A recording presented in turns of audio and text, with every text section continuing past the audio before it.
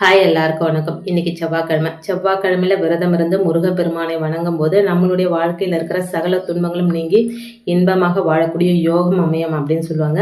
அப்படியான இன்றைய நாளில் முருகப்பெருமானோட இந்த ஒரு மந்திரத்தை 108 முறை சொல்லும்போது நம்மளுடைய வாழ்க்கையில் இருக்கிற துன்பங்கள் எல்லாம் சீக்கிரத்தில் மறையும் அப்படின்னு சொல்லப்படுதுங்க. அந்த சக்தி வாய்ந்த எளிய மந்திரம் ஓம் கந்தா போற்றி. இதுதாங்க மந்திரம். இந்த மந்திரத்தை இந்த நாளில் 108 முறை சொல்லணுங்க.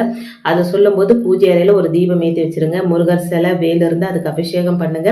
அப்படி சிலையோ வேலோ இல்லாதவங்க முருகப்பெருமான் படத்துக்கு நல்லா வாசனை மிக்க மலர்களை போட்டு இந்த மந்திரத்தை சொல்லலாங்க. இந்த மந்திரத்தை சொல்லும்போது முருகப்பெருமானுக்கு முன்னாடி தீபம் எரியணுங்க.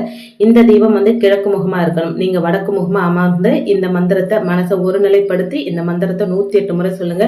இந்த ஒரு வழிபாடு உங்க பல நாள் துன்பங்களே ஒரே நாள்ல போக்குவதற்கான வழியை காட்டும் அப்படின்னு சொல்லப்படுதுங்க. முருகரோட அருள் நமக்கு பரிபூர்ணமா கிடைச்சிட்டாலே போதுங்க, எல்லாமே நம்ம நாடி வரும் அப்படின்றத நம்ம எல்லாருக்குமே தெரிஞ்ச விஷயம் தாங்க.